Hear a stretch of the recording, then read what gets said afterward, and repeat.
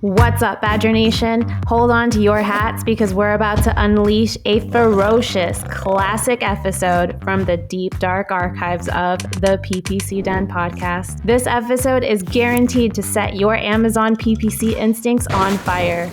Get ready to navigate the chaos, madness, and mayhem of Amazon advertising and unleash your inner Badger.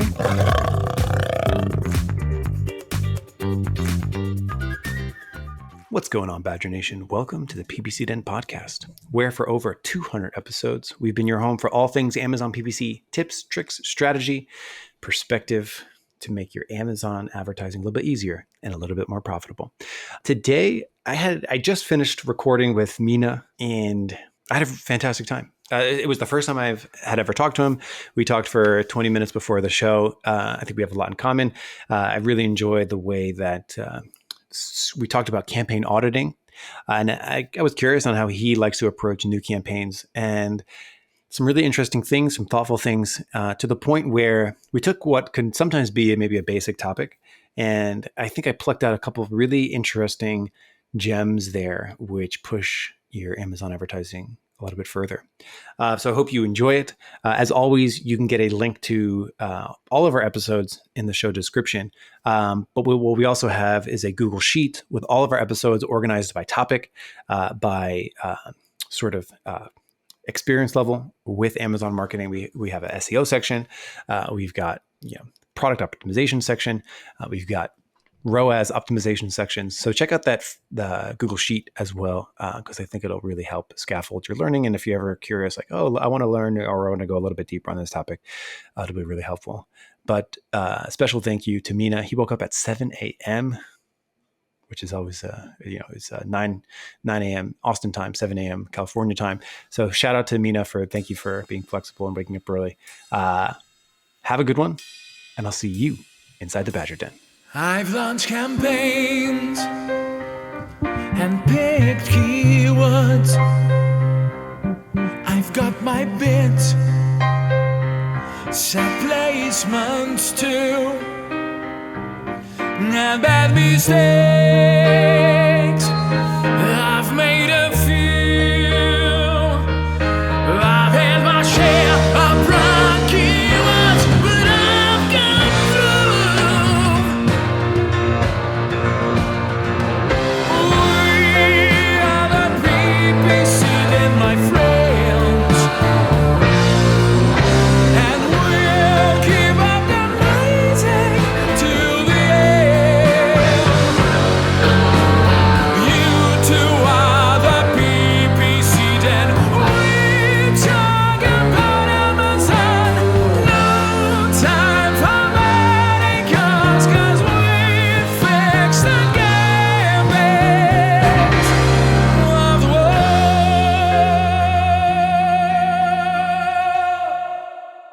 Mina, thanks for coming on the show. I'm happy because we have talked to each other online here and there. We've been circling, and we finally got you on the show. Welcome. Congrats on having the kid. It was thank you. worth waiting, definitely worth waiting. I'm excited, man. I think today is going to be a really solid episode, so I'm very excited. Oh yeah. I'm a bit of an audio visual nerd, and I love your lighting. And anyone who's watching on YouTube can see that it looks like Mina is in maybe the Burj Khalifa on the 75th floor, and the sun is setting to your left. And it looks, you have an amazing setup over there. That's exactly what's happening right now. How did you know? Yeah. No. It's the sun is rising, so that's the only. And I'm not in Dubai. That's the only two things you got wrong. Yes, and thank you so much for being flexible. I'm on a very strange schedule right now with a new baby. So you're recording at 7 a.m., which is a crazy time. So I am very thankful for your flexibility. My pleasure, man. I'm excited. I've been watching you and Elizabeth for a while, and I love your episodes, and I love her stuff too. So I was like, man, we really got to get an episode together. We're doing it. I also want to ask you about your MMA background. And you know what? It's funny. I feel like a lot of people who are digital marketers, especially technical digital marketers, have something that they do that almost scratches the same part of their brain that makes them good at doing technical marketing, which not everyone resonates with, like downloading spreadsheets and sifting through stuff. So I often feel like for me, it was like real-time strategy, video games. Like I love playing like StarCraft, and like where it's like you versus a competitor, and like you're trying to figure out like how to use your resources better, and like clicking all the buttons very fast as you can to like outsmart and outpace someone. And for me, like that's the same part of my brain when I'm like looking at a campaign where it's like, how do I work on this faster? How do I do more stuff in less time? How do I like get the biggest bang for the effort? Do you have the same kind of connection to MMA, or is that like a completely different part of your brain? I'm so fascinated. No, it's the same part of the brain. I don't know if how much it relates to PPC, but it does relate to business, because it's like Yeah. it's always like it's all the same principles. It's almost like when I'm in business and all the things are going wrong, it's like the same coach is saying like, it's on you, it's on you. You didn't put the reps in.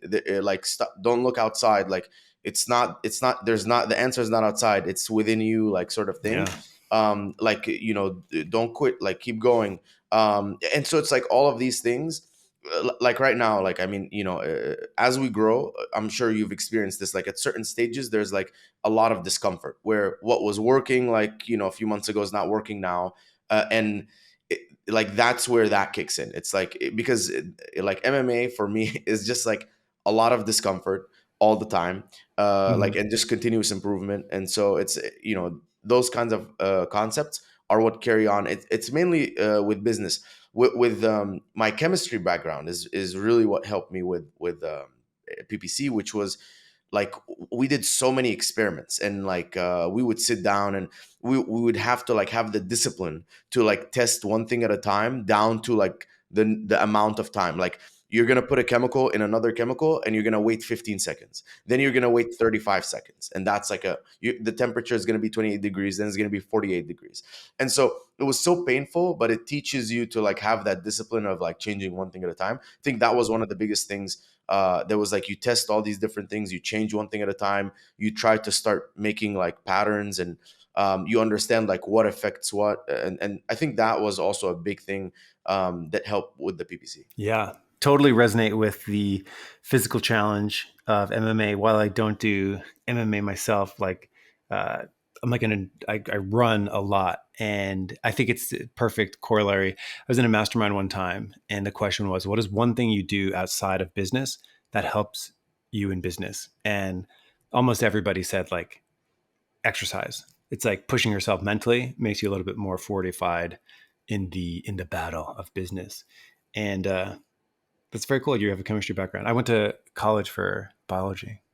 Oh, so I mean, very similar, right? Like, the tests like where you couldn't change too many things and it was a controlled experiment. Yeah. Same thing. I mean, I mentioned during the intro that you are an Amazon seller yourself, and you also started an Amazon ads agency. Do you guys do just ads, or do you expand beyond it over at Trivium? Also, tell me how you came up with the name Trivium. So I was looking for a cool name that had some That's why I asked. It is a cool. It is like that has some relation with like the Trinity, like so I can be religious and like protected. So I found the word trivium, which means the intersection of three roads, and I'm Hmm. like, cool, that relates to that, but also it's like something that you're passionate about, something you can be the best in the world at, and something you can add a lot of value. Hmm. Like I got that from the book Good to Great, I think. Yeah, the hedgehog concept. Yeah, exactly. You choose it's something that you can be, something that you're passionate about, something that you can be, because when you're passionate about it, you can, you enjoy doing it. Then something you can be the best in the world at, because that's like, if you have the opportunity to be the best in the world, then it's worth pursuing. And then something that adds value, like that you can measure, because that's how money works, right? It's an exchange of value. I make your PPC better, you make more money, I get money. Like that's how it works. So I kind of like was looking for something that had like a three in it, or like and so Trivium was the intersection of three roads. I'm curious. So so I picked uh, Ad Badger, and I had a second. Ad Badger was actually my second choice, and actually it might have been my third choice. I wanted add rabbit because I was like, oh, rabbits are like quick and fast, and like that was taken. And then I wanted like Komodo ads, like the Komodo dragon, like very badass animal. I already got the domain, so I might use it in the future for some other thing. But yeah, I liked Komodo, and then I was like, oh man, but it like spelt strangely, and then I was Yeah. like, okay, badger, you know, everyone knows Ad Badger the is like also very clean. Like it's it's simple. clean. Like you Yeah. know what these people do. They do ads. Like it's not, Mm-hmm. Trivium. So Trivium is also a band, which I like unfortunately learned later that it's like a band. And I was talking to my SEO guy. He's like, yeah, like I think we can get the number one position maybe in 5 or 10 years. Like, don't worry about it. Oh my And gosh. I'm like, what, bro? But it's okay. I mean, it doesn't impact the business at all. But it's like it's a band. They have a Wikipedia page, and I'm like, oh man, I should have learned, dude. I'm sure there's a Wikipedia expert somewhere that is like, did you mean Trivium the band or the marketing agency? Maybe. um, so I'm really excited about the topic we're going to talk about today because we haven't done it in 2023, and I think it's revisiting this topic, which is, I feel like for a lot of PPC professionals, I never like the word PPC experts, but a lot of PPC professionals, like people that do PPC professionally, at least for me, and I don't know about for you, but if I'm on the phone with someone and they're describing their problems, like, oh man, like my ads were better in the past, they had a lower A cost, and now I just can't seem to get them where they were, or like I'm having trouble scaling. I already know what the problem is before I even log in often. Like I sort of like know what to go look for. And I'm curious if like you have that same sort of like intuition, and I wanted to sort of just see, because, you know, this is really our first conversation. I would love to just like get that view, like when you first talk to someone, maybe even before you look at their account, and then once you do get in there, like what your sort of like checklist is for digging around for like finding that those common problems, right? So like finding those common areas where people just sort of stumble, and you know, whether it's like the immediate cause for a problem, or maybe there's a problem with like organization and then other issues have pop up later down the road. I would love to sort of like do that because it's such a cool topic. Yeah. So when someone says that, like I first want to take a macro view and then a micro view. Like the micro is what we're going to talk about in a second, like the portfolios, campaigns, number of ad groups, number of keywords, et cetera, right? Like how many search terms are spending money, not making sales. That's micro. But first, I'm like, I have this sheet, this template. I don't know if you've seen my analytics template, but if someone fills it out, I can tell. And I developed this because as I started managing more brands, I'm like, guys, I need something where I can just like really quickly like diagnose the problem. And so what I need to see is like your ad spend, your sessions, your total your cost per session, which is like your ad spend divided by sessions, your total sales, and this is trending like every day. Like if you're like, oh, my PPC used to be so much better, I'm like, okay, cool. Like just do 1 week, 1 week, 1 week, 1 week, and give me these numbers, like your ad spend, your sessions, your cost per session, your total sales, your click through rate, your conversion rate, and then we can put the profit too. That would be nice to see. So Yeah. then I start looking at the trends. You're telling me your PPC is bad, right? So like the cost per acquisition, which is what makes the PPC good or bad, is a function of your conversion rate and your cost per session. So what I mean by that is like if you're trying to say like what is my cost of acquisition for a product, you're spending $100 on ads, you're getting 100 sessions, so you're spending $1 per session or $1 per person to come into the listing. If your conversion rate is 10%, it means you need 10 sessions to make one conversion, 10 sessions to make a conversion times $1 per session, $10 to make a conversion. If you have a whatever, like $10 in profit per unit, you're breaking even. So to drop that cost per acquisition, so it goes from bad PPC or from bad PPC to good PPC, it would be you either increase that conversion rate to go from 10 to 20%, and then that means that your cost of acquisition goes to $5, or your cost per session goes from $1 to 50 cents, which means again your cost per acquisition goes to $5 because you have the cost of the traffic. So you either double the conversion rate or half the cost of the traffic. And so when I have those metrics, I start looking. I'm like, what happened to the ad spend in relation to the sessions? If your ad spend is flat and your sessions are going down, you are losing organic rank, right? But that makes sense because you're spending the same amount of money. Yeah, you're spending the same amount of money. If your click through rate is going down too, that's also a signal that maybe you used to be like the nice one, and then everyone around you became nicer, and then you started becoming the uglier one. Your price became worse. Yeah. Everyone's main images started becoming better. Your reviews start stagnating. You went from a 4.5 to a 4-star, something like that, right? So I'm looking at the trend of ad spend. So if my PPC spend is going up and my sessions are going up, I look at my cost per session. Is my cost per session stable? If my cost per session is going up, it means that I might have been overspending for ads. If my PPC spend is the same and my cost per session is going up, again, that means that like I'm not as attractive. My click through rate is going down. Something's going on. If my PPC spend is going down and my cost per session is the same, then again, like I'm overspending because for the same amount of like I'm spending less money, and I'm having to spend more per session. So I start looking at the relationship of like the spend and the traffic, like what's going on there. So that's like my first macro thing.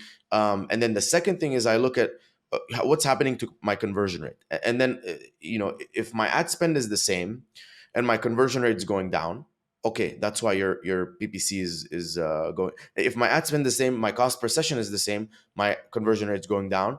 Okay, there you go. If my ad spend is going up, my conversion rate is going down. Okay, maybe you started targeting things that are not as well converting. If my ad spend is going down and my conversion rate is going down, again, that means like something's happening to your product. It's becoming less attractive. Maybe you went from a 4.5-star to a 4. Something happened. So that's on a micro scale, on a macro scale. So very quickly, I can look at that and diagnose the problem. So I either know it's like a traffic issue, or it's if it's a click-through rate issue, it's either your main image, your price, or your reviews. 99.9% of the time. And if it's a conversion rate issue, then okay, let's diagnose what happened. Why all of a sudden your conversion rate is going down. Is it everyone around you has changed, or is it that you went from a 4.5-star to a 4-star? Is your price no longer competitive in the market? Was it a trend? Did you have like a trendy product and that trend is fading? Is it seasonality? You go look at the search history for the keywords. Go look at the BSRs of everyone. Is everyone trending down? If the answer is yes, then it could be nothing's wrong with you. You just have to weather this period, be profitable as much as you can, and then it's going to improve. So that's on a macro scale. That's how I kind of figure out, okay, what's going on. Like, and then it's also important because a lot of people come to me and they're like, my PPC isn't as good, and then I realize that they ran out of stock at some point, or they were like super low stock, and it said like in stock May 13th, something like that. And then you're like, okay, that has a huge impact. You start looking at their cost per session used to be 18 cents, now it's 36 cents for the same ad spend, meaning that they lost a lot of organic rank, or they weren't getting the same effect that they were getting from their organic placements. So that's how I figure out like where the issue is. And then we go into like, okay, let's dissect your I'll pause for a second to hear your thoughts. Yeah. So just reflecting back, I think it's really valuable that people don't jump the gun. And what I mean by jump the gun is they go straight into their campaigns and they begin to like blow it up because they think that, I can't tell you how many times people misdiagnose the issue. And I can't tell you, here's an unpopular PPC opinion. I think most people working on their PPC campaigns, even professional PPCers, like professional marketers, not just store owners, I think people working on PPC campaigns are way more emotional about it than they would say they are. Meaning, what I mean by that is like people go into their campaigns and it's like, oh, I feel like this. I feel like this. Let me go like do this. Let me go do that. almost like if you were to sometimes force some PPCers, like write out the almost robotic process to get to the issue, they'd be like, no, like you need to like go over and like sometimes I'll do this and sometimes I'll do that. And it's like, well, actually, no, you don't need to do that. Like just start at the macro view, start with all these numbers, then use that as your indicator, your jumping off point to go in further. So so I think it's great, right? Because it helps direct you where you need to go. And the other thing I'll say too is like, I can't tell you how many times too I'll talk to people that are like, my PPC is worse now than it was later. And it might be they're comparing quarter one to quarter four. And it's like, well, or they're, comparing, 2020 Yeah. peak conversion times versus 2021, or like 2023, where things are like different. And maybe they're missing context, or they're looking at too short a time frame or too long a time frame, or they're not taking into account different levels of competition. So before we go like any further, just talking about this macro view, because maybe people are going to build their own macro reviews, or like in your analytics template. Did you share it on LinkedIn? Because if so, like we'll find Yeah, it. yeah, and I We'll have put it in the like, show notes. yeah, I'll send it to you. You can put it in the show Cool. notes. It's a Google Yeah, sheet. yeah. Yeah. Oh, So cool. Before you get into it, I'm curious, like how you thought about how long you should go back in time. Do you do it daily? Do you have like 180 individual days? Do you have like 12 weeks, 3 months? Like, tell me about your time frame and like what you found personally most valuable. Like, how does your brain work when it comes to picking a time frame and picking a time interval? yeah. So like honestly, the one thing I'll tell everyone, like, stop living in the past. Like, it does not matter what you did in the past. Like, stop thinking that like, you knowing that something happened like does not mean anything. It doesn't, like, you're like, oh, but we used to have 15-20% ACOS, whatever. It doesn't matter. Like, so what? It's like how does that help? It just makes you in your heart emotionally really long for that. Anyone who's a savvy investor will tell you that past performance is no indication of future performance. It's like, well, it 100%. went up to 50% last month. It's like, was it going to do that again? Yeah. Things like that. Yeah, 100%. And so most of the time it's just I'm trying to figure out what I can do right now. So when I do look at like historic performance, we have everything from the second that we start working, like 30 days or so before we start working with a brand, and then we have all of that historic data. And a lot of times I'm scrolling and I'm like, all of that stuff in the past, like, it's done. I can't, like, yeah, it went up and it went down. So sometimes I look at trends and I'm like, how did the product react? So as we scaled, how did the product react? As we optimized, how did it react? And then I'm trying to notice, like, is there any red flags? Like, when we scaled, immediately, like, conversion rate tanked, and it was like, maybe it's a product that works very well with niche keywords, but the second that you try and go broad, it doesn't work anymore. And so I'm looking for that stuff. But usually I just look at the last like 14 days. I'm like, what happened in the last 14 days? If spend is flat, and everything is flat or whatever, I'm like, okay, cool. We have one of two directions. We're either gonna optimize for profit, so go in, look for any opportunities, like keywords that are spending money with no sales, etc., etc., add them as negatives, things like that. Or, because the profit isn't that good, then we only have one direction to go, which is scale. So let's 1.5x our daily ad spend, but launching new campaigns, spending more money on keywords that are currently working, increasing budgets for campaigns, things like that, increasing bid by placement, and spend more money, get more sessions, and then see if the revenue reacts the way we want it to. Because if you spend more money, suppose you're supposed to have more revenue if your click-through rate, conversion rate holds up. So more spend, more sessions, more revenue. Not all of it's going to be profitable, but then once you're at that higher revenue, you're hoping that also you're going to get some organic rank benefit. And then when you keep the things that worked, remove the things that didn't work, you end up with more profit net. Yeah. Because you discovered, like, you launched 50 keywords, 25 of them were profitable, 25 were bad. So when you cut those 25, you're going to be left with 25 more profitable keywords, which means you're going to have more profit. And so Mhm. that's what I'm looking for. I'm just looking in the last 14 days, what happened and what can I do now? Because like at the end of the day, we can decipher the past, but the question remains, what can I do now? And it's always one of two things, like, do I need to clean up and try and go for more profit?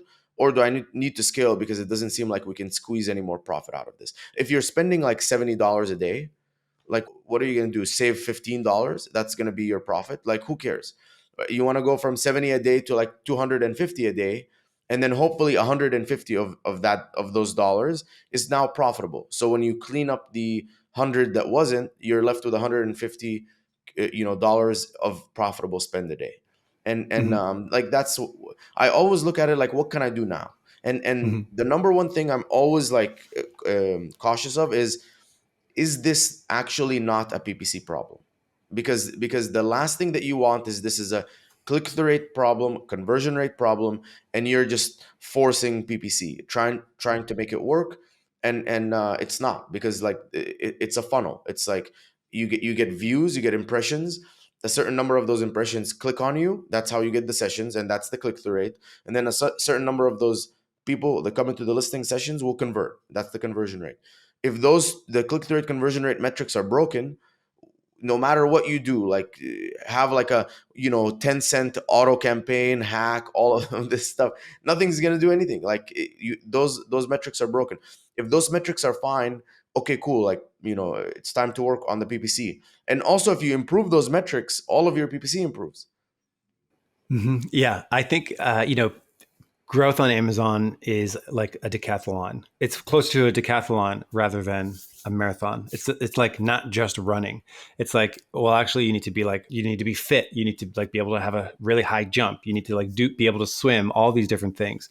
And I think like, yeah, that you want to talk about the most common problem I hear. It's like everyone thinking that PPC is the only thing to do, and it's like, well, actually. Actually, I started Yeah.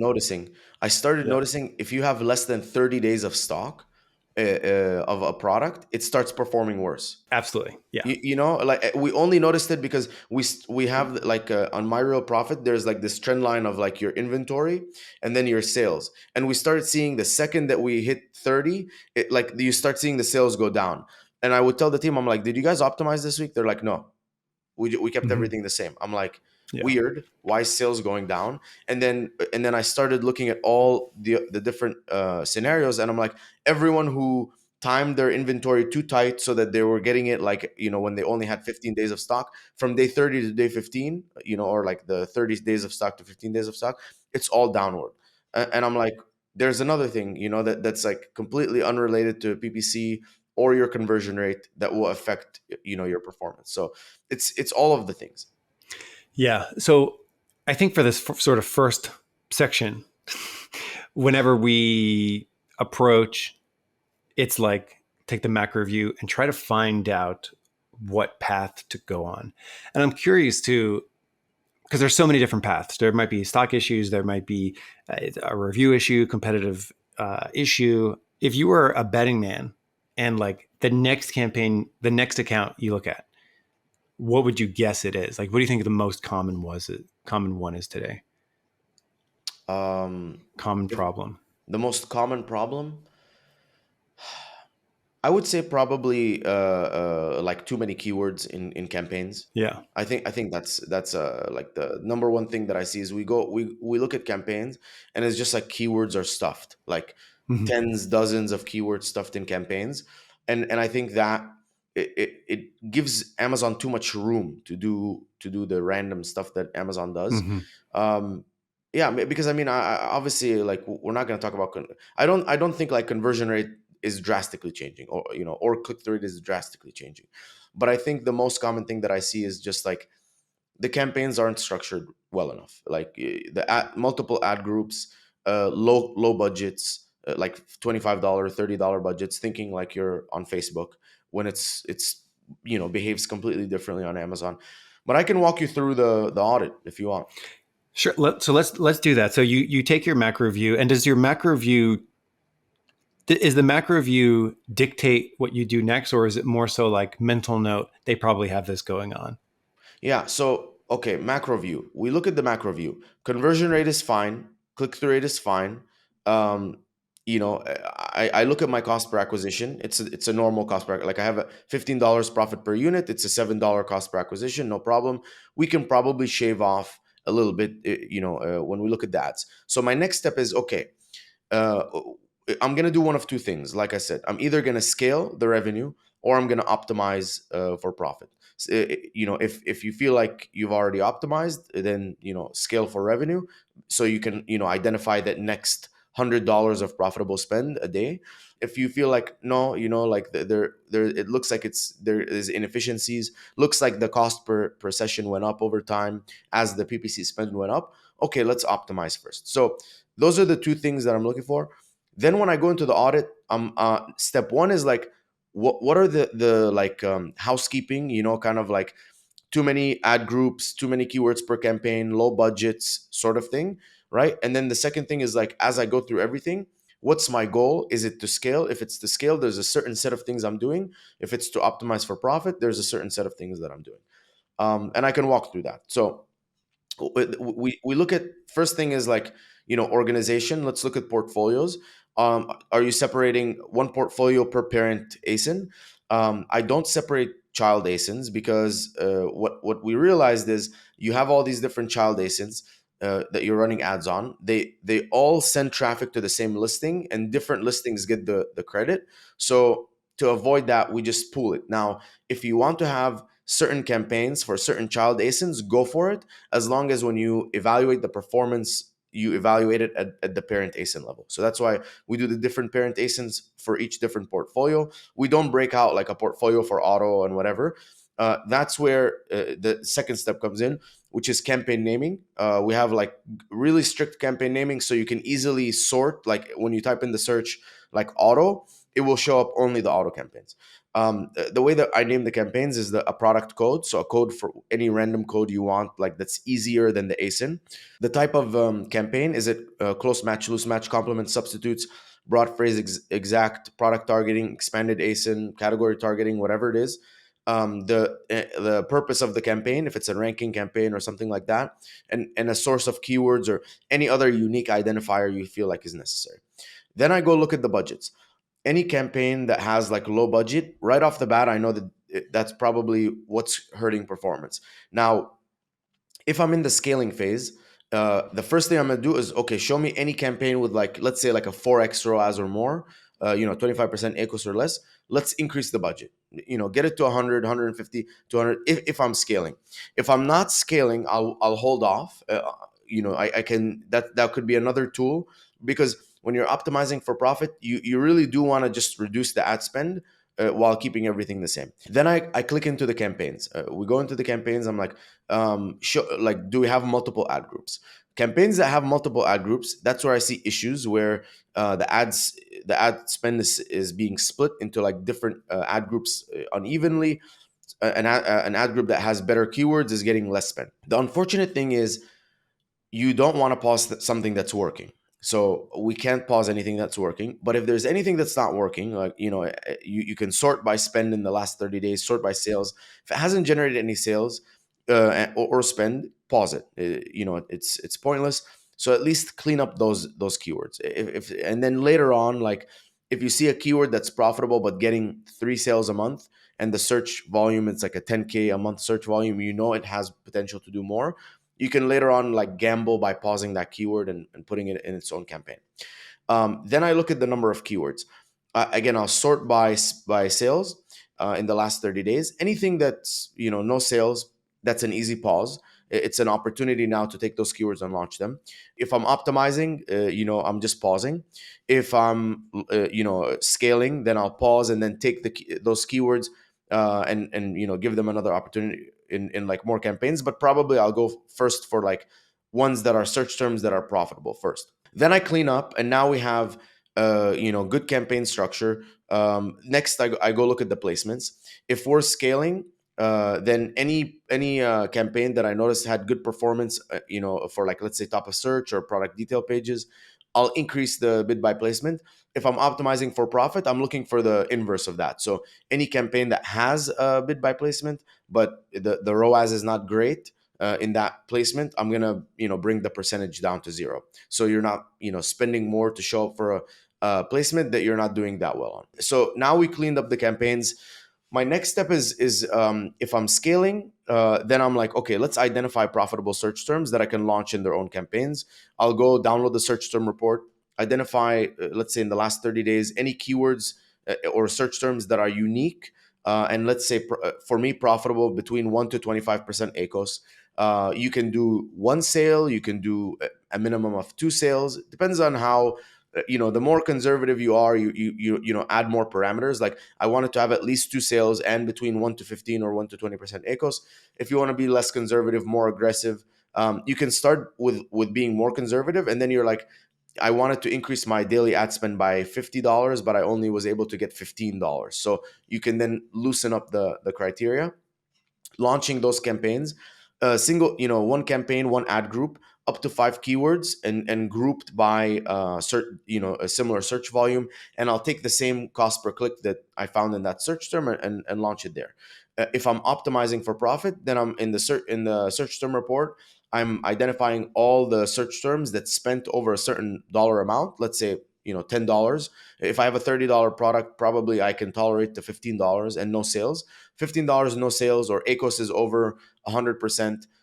Take those keywords, add them all as negatives to stop spending on those keywords. Then finally, it's like, okay, let's start doing some optimizations. So bulk sheet. Look at all the keywords and product targets I'm currently targeting.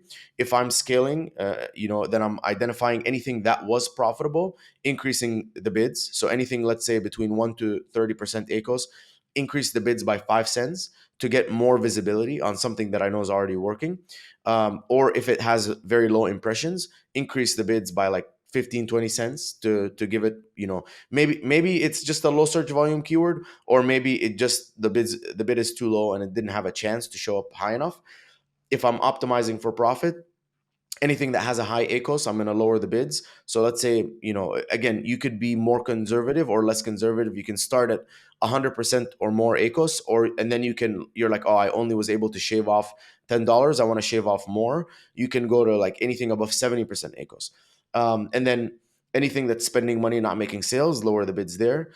And then there's a few things that I also look at that that are outside of that, which is so one thing to keep in mind is if you have a sponsored video, a headline search ad, and a sponsored product, regular ad, the same person could click on the multiple ads and charge you money, and it's the same session. It's only going to be maximum one conversion. So in cases like this, I like to, if I'm optimizing for profit, I'll go look at my sponsored video and my headline search, and where I have high sponsored rank, I will attempt to say, okay, and again, this is one thing at a time. So I'm trying to maybe add negatives only, and then 3-4 days later, lower the bids. 3-4 days later, identify all the sponsored video that also have a high sponsored rank, and then lower the bids there. Maybe take it from a page 1 to a page 2, and then see that drop in ad spend. Did it result in a drop in revenue? If it did, I'll bring the revenue back. I'll bring the spend and the bids back up for the video. If it didn't, if I just dropped my ad spend and the revenue stayed the same, then I wasn't really generating additional sales from having that video. Same with headline search ad. And then finally, I do the exact same thing with organic rank when I'm trying to optimize. So do I have a high organic rank and high sponsored rank? If the answer is yes, let's test lowering the bids, getting a lower sponsored rank and maintaining the organic rank, and see what happens. Sometimes we can drop the spend and maintain revenue. Sometimes revenue drops, bring it back up. Sometimes you drop the spend, revenue stays the same, but a week later the revenue drops when the organic rank drops. Again, then what happened. Then you can bring it back up. And then obviously when I'm trying to scale, it's like the vice versa. Where do I have low organic rank? Let's bring the sponsored rank higher artificially for a while to get more conversions to rank higher organically. And I make sure that I'm tracking the organic rank and I'm actually getting a benefit. Usually I wouldn't do this for more than like 3 keywords at a time, so I can actually know that it's working or not working. But that's my audit process, and that's like going through a brand new campaign, a brand new campaign manager, and like going through step by step based on either my scaling or optimizing goal, and what I would do in each scenario. I'm going to ask you some rapid fire follow up questions, if that's all right. Cool. Yes, let's do it. Portfolio structure. You group by product, is that right? Yeah, one parent ASIN per portfolio. Got it. What do you think of people that do? I don't do it, but some people do. I'm curious if you have any feedback for them. I see some people do portfolios almost by like goal. Like they'll put all their ranking campaigns in certain thing. They'll branded campaigns in a certain. They're non-branded in a certain portfolio. Um, I'm curious why you choose the way that you do, because I also do it by product. But I'm just curious to get the conversation going. What would you say to someone that's like grouping their portfolios by goal, something like that? I think it's unnecessary because you can have the goal in the campaign name and then you can just go into that portfolio. When you click on the portfolio, you want to see how your entire product is doing, you know, at a glance. Like my hydrolyte unflavored is this is how it's doing, you know, just at a glance. And then if I want to know like how the ranking campaigns are doing, I'll just type in ranking in the search and then it'll show me all how my ranking campaigns are doing. You know, Mhm. so it's really not necessary to bring. You end up having so many different portfolios. It becomes like pretty messy pretty Yeah. quickly. Amen. So yeah, I'm on the same page with you. Talked about campaign naming many times on this show for sure. You mentioned budget issues. You know, finding good ROAS campaigns with a low budget or limited by budget. Do you use Amazon's budget tab where they try to tell you like how often you're in budget, out of budget?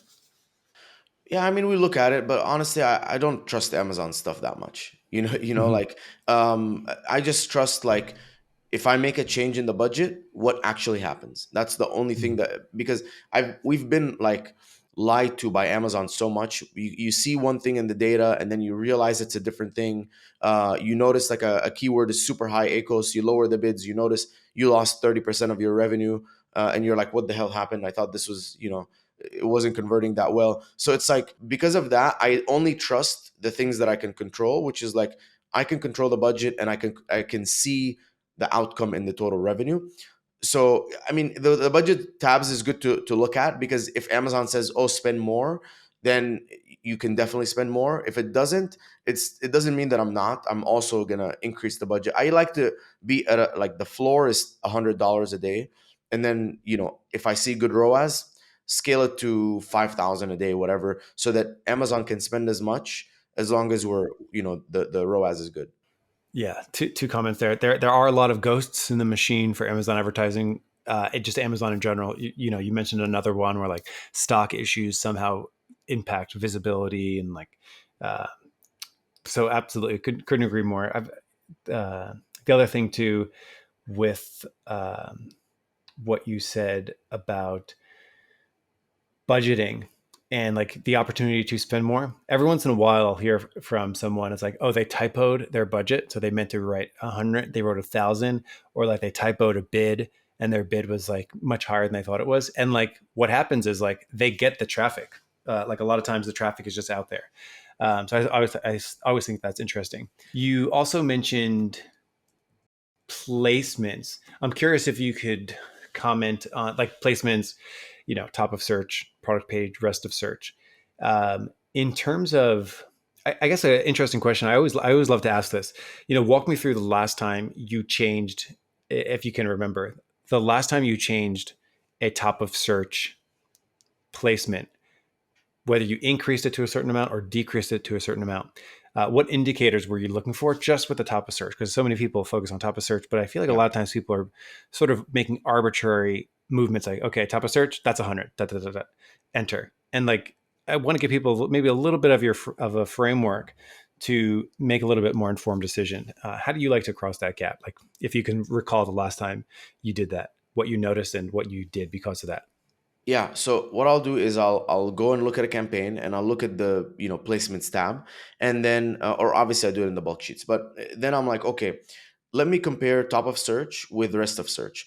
If top of search has a better CTR, better ROAS, than the rest of search, then it makes sense that if I show up more in the top of the search, I'm gonna get more people coming in at a better return. And as a result, I'm like, okay, cool. If my bid is $1, I want to increase, by something like 30% every time that I check this. I'll increase by 30%. So let's say I check it like once a week. That's like 30% a week, as long as I keep seeing that the performance of like the top of search is still better. It's still better CTR. It's still better ROAS than the rest of the search. So I'm willing to spend 30% more to show up there, because I know I'm going to have a better click-through rate and return on investment. Mm-hmm.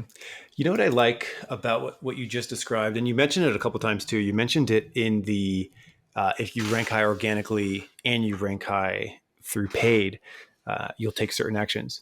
I like how, and maybe this is a connection to the MMA perspective, you seem to like pushing things, finding the point of diminishing returns. Like, where's the maximum I can hit it? And then where does it drop off to the point where it's not worth it anymore? Because you mentioned it when you were talking about ranking high organically and paid. You mentioned it just here, like, I'm going to push top of search, check your performance, check a week again, push top of search, check performance. And I'm going to push it until I hit that switch point at which I'm like, oh, I'm going to back off of this. I'm curious if that was like a conscious decision, because I'm always so fascinated. I talk to so many PPCers internally here, externally, like conversations like this. And I always am so fascinated by how different people's brains approach similar situations. So other situations that I've asked that similar question, like, how do you optimize top of search? People have answered in many different correct ways.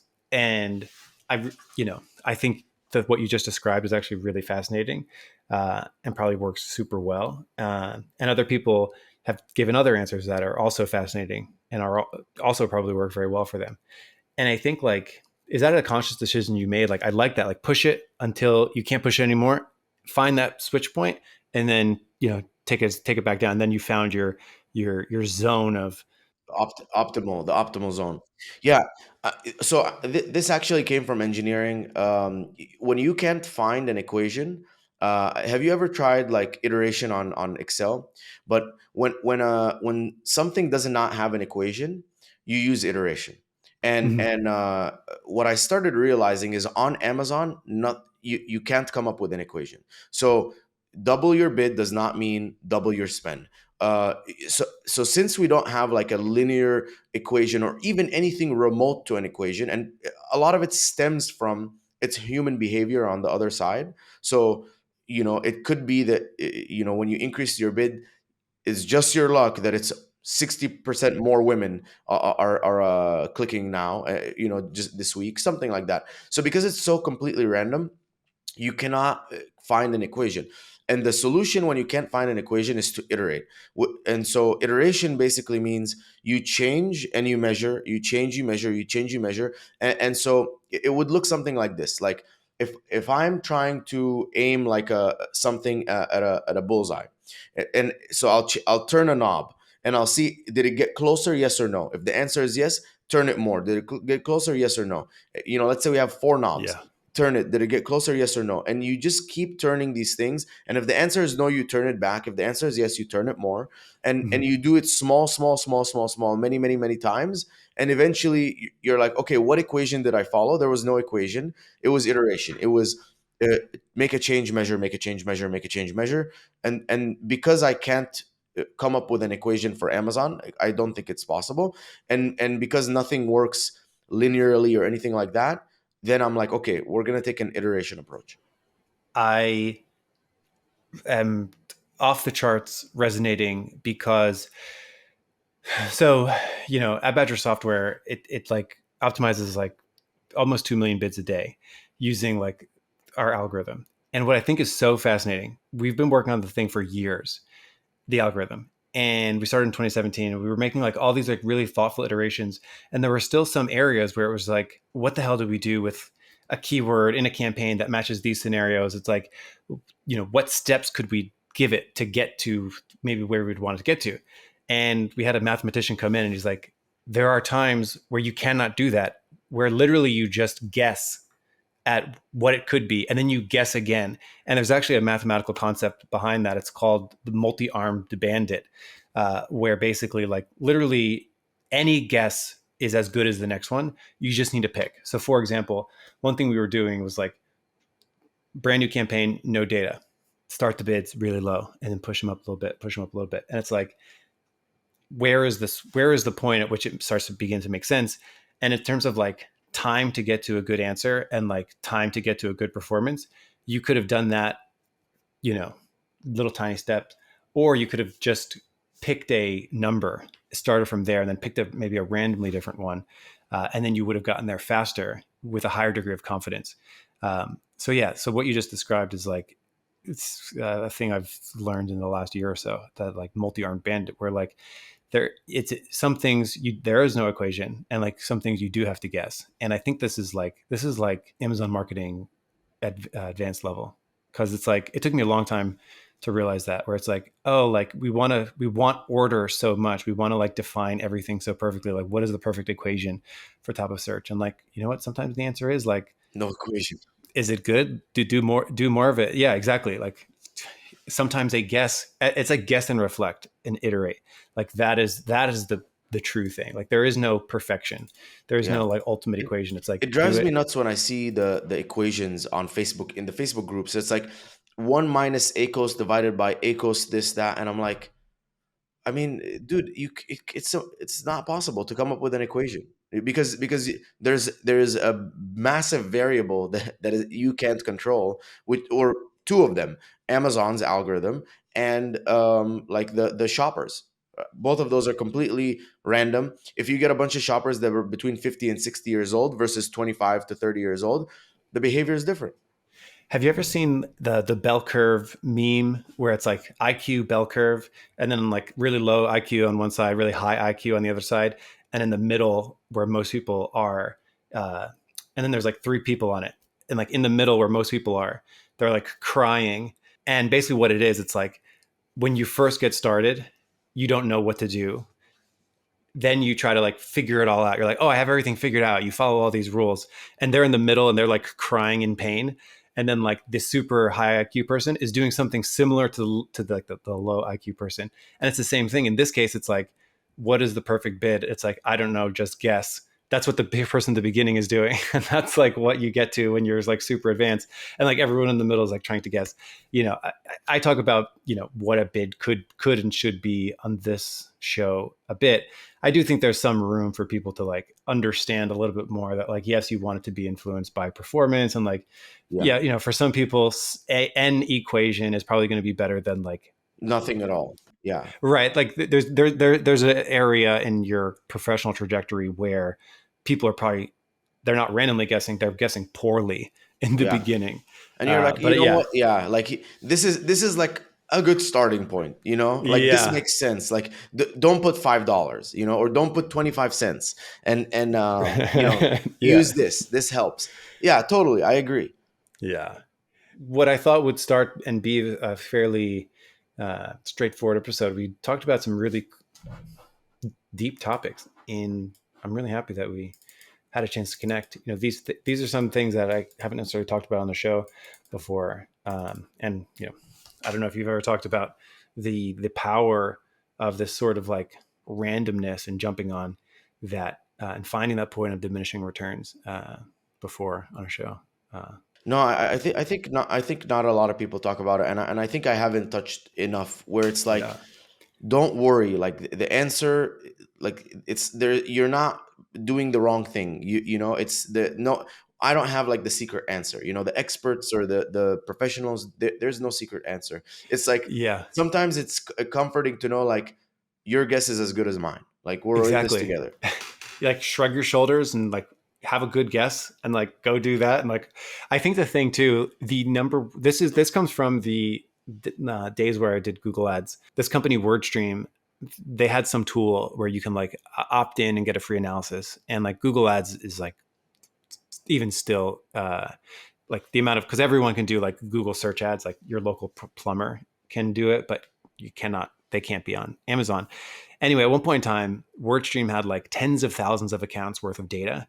And when they did this little analysis, they asked people to like assess their performance, like what's their target and where they're currently at.